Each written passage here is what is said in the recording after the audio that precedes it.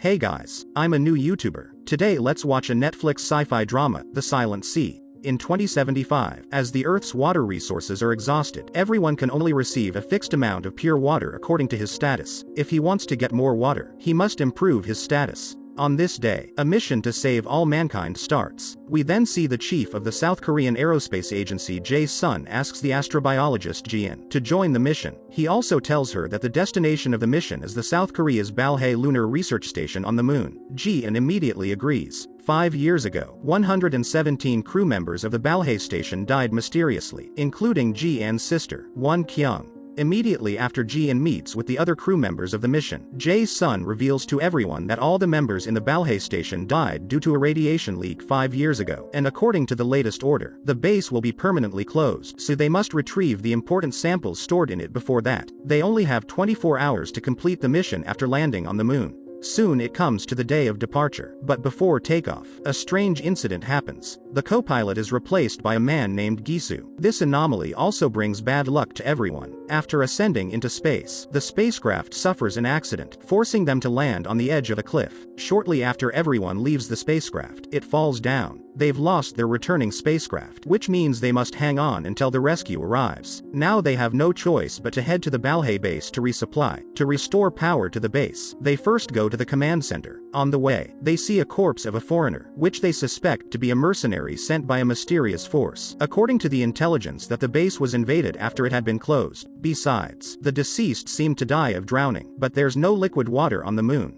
After a while, they accidentally find the radiation level in the base is very low, but the report 5 years ago said that all the crew members died from radiation leakage. They can't help but worry that there is another fatal danger in this base. They then restore the power in the command center, but the team fails to contact the Earth because of signal problems. In the command center, they find some areas that only allow members with high authority to get in, based on the structure data, and those areas highly overlap with the areas closed due to pollution in the report. Yun Jae, the on-site commander of the mission, arranges for the members to go to 3 repositories to look for samples. In the process, Yun Jae discovers a large number of corpses of the members of Balhae Station. Ji-in sees the situation on Yun Jae's side through a remote device, and she deduces from the traces at the scene that the members were rushing to escape when the accident happened. Moreover, these dead, the same as the foreigner, look like dying of drowning. Seeing this, Ji-in proposes that even if they can't make an autopsy, they should check the medical records to see what happened here. But Yun Jae reminds Ji-in on the walkie-talkie not to put private matters ahead of national affairs. Everyone falls silent and doesn't know what has happened. Ji-in guesses that Yun Jae must have known that Won Kyung died here.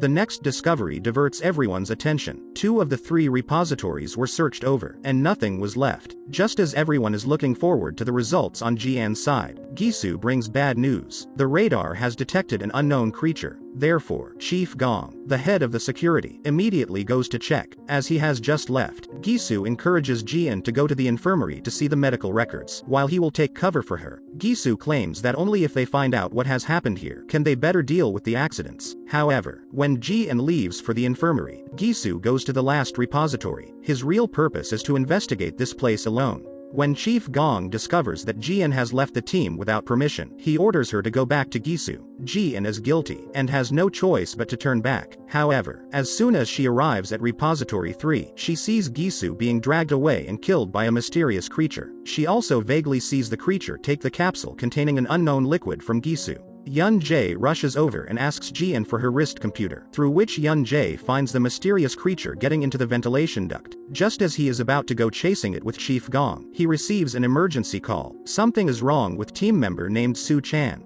We're taken back to not long ago, when the team members returned to the command center to try to contact with the Earth. Su Chan silently walked to the side in a daze. It turned out that when he accidentally touched the deceased when searching for samples, an unknown object floating out from the mouth of the deceased got into Su Chan's eyes. Since then, Su Chan began to feel fatigued, and then he vomited a large amount of water like a broken faucet, dying mysteriously. The doctor in the team proposes to send Su Chan to the infirmary to find out the cause of death, and Ji-in takes the opportunity to investigate the medical records of the crew of Balhae Station. But she fails to retrieve her sister's file because she does not have the password. Ji-in doesn't give up. She then proposes to extract some body tissues from other deceased people to investigate the cause of death, and at the same time to find out the path of Su Chan's symptoms. She finds a suspicious door while investigating in the base, and one of the dead members once mentioned to Ji-in that there was an information repository named Luna in the base, so Ji-in decides to find an opportunity to explore the place thoroughly. Later, as the report shows, Su Chan did die of drowning, and the blood of the other deceased shows the same. There are no viruses or bacteria found in their bodies. Meanwhile, Yun Jae probes a biosignal approaching them, so he tracks it to an inaccessible area where only the senior personnel of the base had permission to enter. As Yun Jae can't go further, and he receives another emergency call, he decides to hurry back. Engineer Taesuk tells everyone that he suspects that there is a problem with the radio tower causing the contacts to keep failing to be established, so someone needs to deal with it, and Yun Jae takes the dangerous task.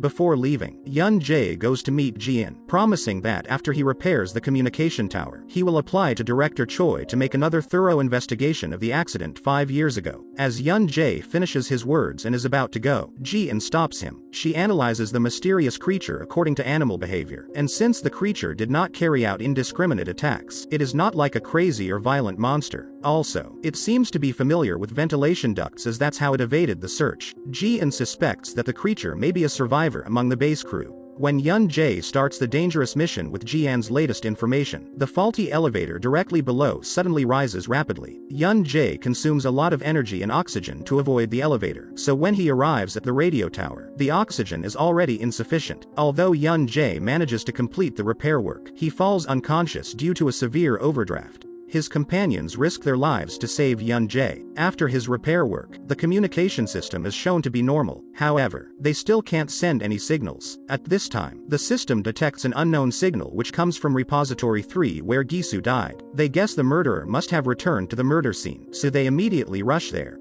Unfortunately, they fail to find the murderer, but accidentally find a mobile device on Gisu. According to messages, Gisu seemed to be looking for a mysterious sample for an organization. Chief Gong mentions that he has seen people from RX Company using this old device. Everyone speculates that the mercenary who died was also sent by RX Company, and they are worried there are other undercover agents hidden in the team. Soon Taesuk successfully makes a contact with Director Choi through Gisu's mobile device. Thus Yun Jae can have a one-on-one conversation with Director Choi. He relays Ji-an's speculation that the attacker is a survivor of the base crew, but Director Choi says she does not know the situation inside the base and does not believe there would be any survivors. Moreover, Yun Jae is told to prevent the mysterious sample from being taken away by the mysterious creature. Director Choi has dominance, so Yun Jae can only accept whatever she says. After ending the call, Yun Jae informs everyone that the rescue will be delayed. Just when the team members are expressing dissatisfaction, Ji-in breaks in. She and the doctor found the water taken from the deceased's bodies will quickly increase once it's in contact with blood.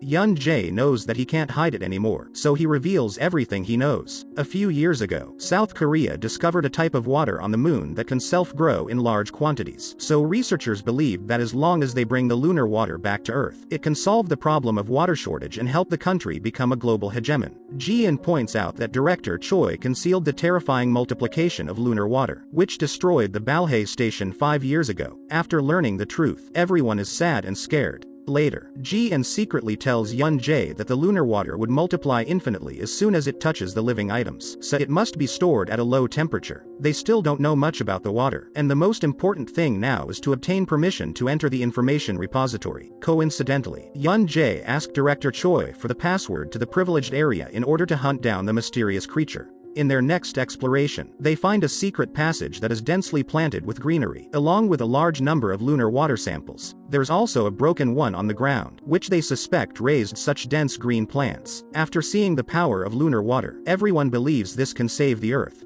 In the process of collecting samples, the mysterious creature attacks the group again. It turns out to be a girl named Luna, with amazing speed. The capsules get broken during the battle, while Luna manages to flee away. Seeing that the lunar water is about to multiply again, they can only evacuate with a part of the well-preserved lunar water, and the battle once again caused the team members to be reduced. Safe for the time being, Ji-in begins to analyze Luna's behavior, which is very reasonable for her as she looks like a child. Children always protect their things from being taken away, and Luna may think the lunar water belongs to her, so whenever someone tries to take lunar water, she will attack. Yun Jae contacts Director Choi again with a heavy heart. Director Choi is pleased to see Yun Jae take out the lunar water. She promises to send support immediately, and at the same time tells Yun Jae to take back the lunar water in Luna's hands even if he has to kill her, so as to prevent this magical resource from falling into other countries. Yun Jae can't bear to kill Luna and asks about her identity, but Director Choi lies that she has no information about the girl. However, when the call ends, the background image of Director Choi's communication device turns out to be a picture where Director Choi has her arm around Luna, smiling.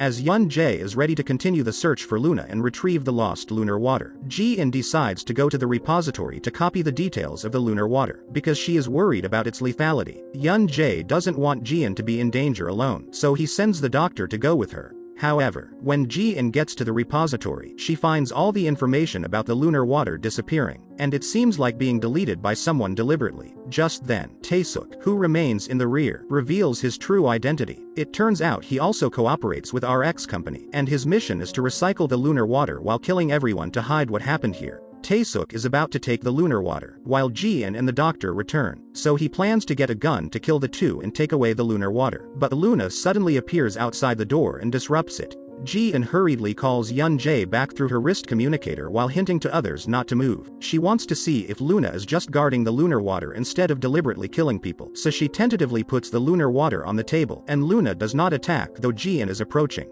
At this time, Tae-suk suddenly shoots and breaks the capsule. The lunar water splashes on Luna, but she doesn't drown like the others, and escapes again. Ji-in is surprised to notice that Luna's wound healed instantly under the influence of lunar water before she fled. Many of the survivors believe that if they can't capture Luna alive, they should kill her, but Ji-in disagrees, because Luna can resist the infinite growth of lunar water. Only by finding out the secret in Luna can humans boldly use lunar water. Yun Jae eventually compromises and uses a sample of lunar water as bait to capture Luna alive. But Ji-in is very hesitant, as she has seen the horror of lunar water. She begins to suspect it might be her sister who deleted the information to prevent the lunar water from causing more casualties. But this is just a guess, and Ji-in also hopes to find the answer from Luna to restrain the lunar water and save humanity. Elsewhere, Tae-suk doesn't participate in the operation because of fever, and he secretly contacts RX Company through a mobile device, hoping to make Luna and other goods of their transaction. As the call ends, Tae-suk takes the lunar water sample, but is found by an injured team member who is then killed by Tae-suk.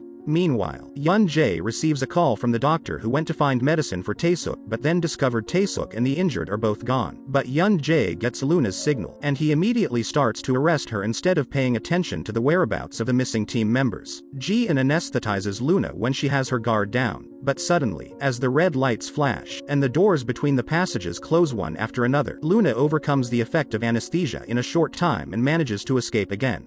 Ji-in spends a lot of time and finally finds Luna who is hiding. She gives Luna some candy and teaches her how to eat, successfully winning the girl's favor. At this time, Ji-in realizes through the photo of her sister on the side that the place where Luna is hiding turns out to be the dormitory of her sister Won Kyung. After Luna falls asleep, Ji-in finds the hard drive on the bed, and the contents of it make her angry and scared. Won Kyung had been leading the research of lunar water, and they were under pressure from the leadership to do the research with clones, and Luna is a clone that can adapt to lunar water. At this moment, Ji-in seems to see her dead sister Won Kyung come back to life, and she fantasizes about a conversation between herself and her sister, where Won Kyung keeps reflecting on what crazy things she has done. This illusion makes Ji-in cry. At this moment, Yun Jae and Chief Gong decide to take action separately, and he has just received a message from the doctor that another team member has been killed, while Tae-suk and the lunar water samples are still missing. Yun Jae suspects it was Tae-suk who killed his companions and took away the lunar water, so he decides to return to the command center to check on the situation, while Chief Gong continues to find Ji-in and Luna. On his way, Yun Jae meets the doctor, and they find the warehouse where the clones are stored. The two go on the road with heavy hearts, not daring to imagine what has happened here.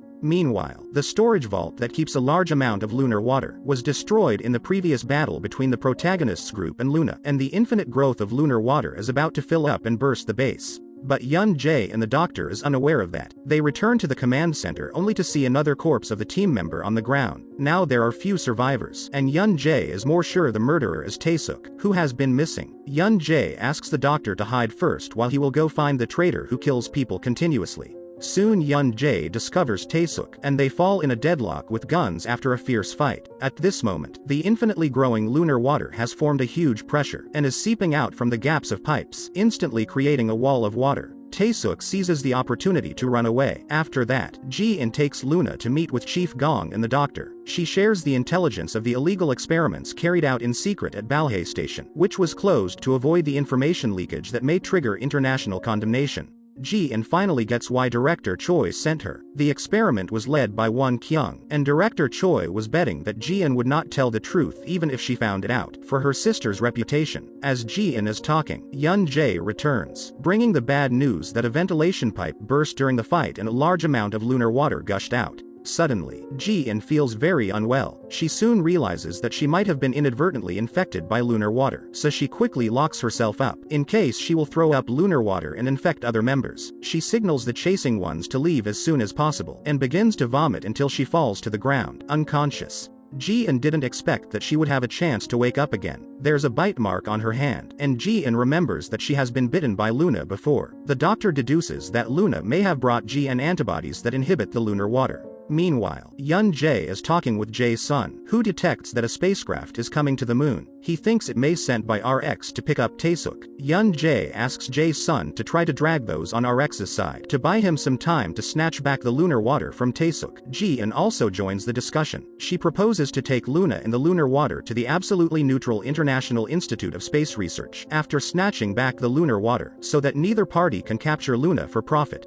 Just then, Luna senses that a large amount of lunar water is coming, so she leads everyone to flee away. First, the water seeps between the cracks of the doors, and then more and more breaks through the barrier and multiplies infinitely in the base. Just as everyone finally manages to escape outside the gate, and they try to close the door to resist for a while, Taesuk shows up. He is not dead, but has been infected by lunar water. The weak villain has lost his mind, cries and apologizes to the dead Won Kyung. Taesuk's words make everyone frightened. He says, the rescue ship will never come. He recounts the accident 5 years ago. He was sent here after the base suffered the lunar water leak. However, he didn't come to rescue, but to prevent the people inside the base from escaping and revealing the secret. He took a gun to drive back those who had a chance to survive, including Ji-en's sister Won Kyung. Chief Gong fires as Taesuk falls into a trance, but he gets shot as well, unable to hold to run out of the base. Then, the rest survivors receive the bad news that the base system broke, so one of them must be left to press the button in exchange for everyone's chance to live. In the end, Yun-jae decides to sacrifice himself.